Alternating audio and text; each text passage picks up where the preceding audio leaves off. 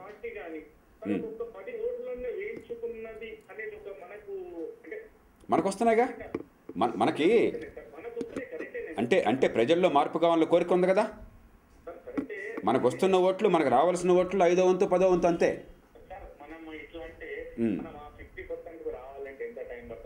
ఏం కాదండి, మీకు అంత భయం అక్కర్లా. ఒక్కసారి నమ్మకం కుదిరితే ఒక్క దెబ్బలో వచ్చేస్తుంది, అంతేగాని మీరు ఎట్లాగొట్లా సీట్లు కావాలని మనం కూడా డబ్బులు ఖర్చు పెట్టి ఓట్లు కొంటే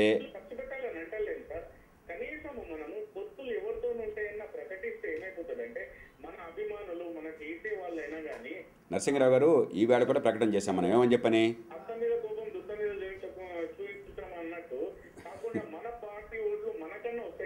నువ్వు వినండి ఒకసారి.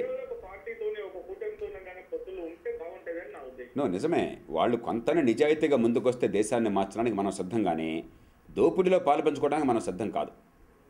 కాబట్టి మనం ఇప్పటికి కూడా ఈవేళ కూడా ద్వారం తెరిచించాం. అయ్యా ఒక్కసారి గాంధీ పంచము, మేము ఓట్లు డబ్బులతో కొనము, నిజాయితీగా ప్రజల ముందుకు వస్తామని చెప్పండి. అది లేకపోతే ఎవడొచ్చినా దేశాన్ని మోసం చేయడమే.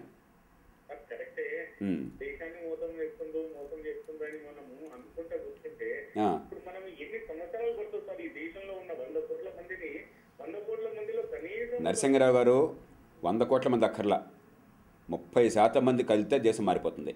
30% మంది కూడా విచక్షణ ఉన్నవాళ్ళు, డబ్బుకి లొంగని వాళ్ళు లేరు అంటే ఈ దేశం నాశనం అయిపోతుంది. ఎలాగో మనం నిజాయితీగా ఆలోచించాలా. మనకి అసలు మన గాంధీ గురించి మాట్లాడే హక్కు, మన హక్కు మనకు ఎక్కడుందండి? గాంధీని గురించి మాట్లాడే హక్కు మనకు ఎక్కడుందండి?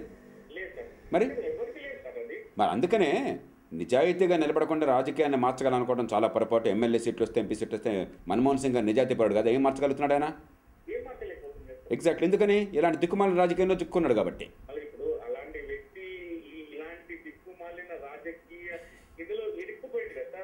దాని నుంచి అందుకని మనం కూడా ఇరుక్కోమంటారా మీరు? నన్ను కూడా ఇరుక్కోమంటారా మీరు? నన్ను కూడా అలా ఇరుక్కోమంటారు, అంతేగా మీరు చెప్పేది?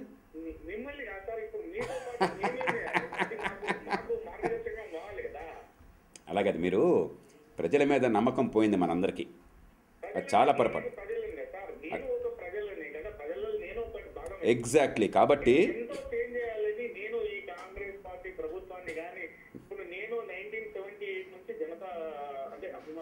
అందుకే నరసింహరావు గారు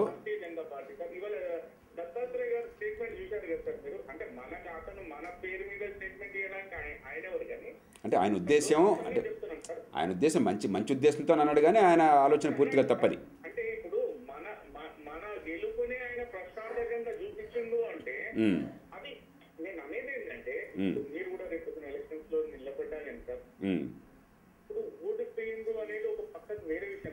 వేరే విషయం ఎట్లా అవుతుందండి? అదే కీలకం, మీకు అర్థం కావట్లా. మనం మాట్లాడదాం, చాలా మంది వెయిట్లో ఉన్నారు, మళ్ళీ మాట్లాడదాము. మీరు ఒక్కటే గుర్తుంచుకోండి, మళ్ళీ మాట్లాడదాం, మనం ఒకటే గుర్తుంచుకోండి.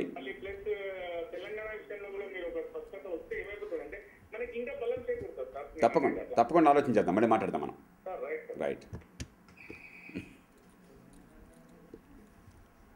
ఇవ్వండి. అనిల్ గారు చెప్పండి. చెప్పండి. గుడ్ ఈవినింగ్, చెప్పండి. అనిల్, ఏ ఊరు మీది?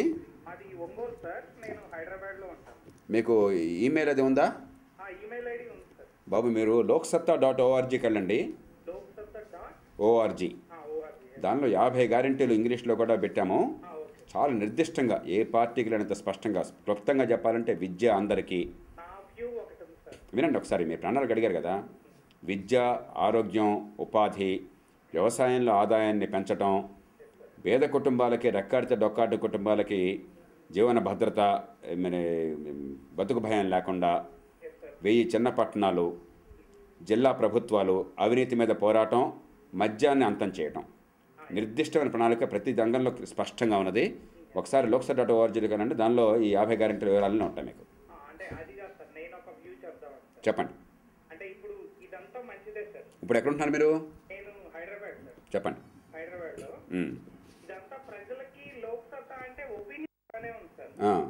చాలా మంది నేను అడిగాను, ఎందుకంటే నేను లోక్సత్తా అంటే నేను అంతకుముందు తెలుగుదేశం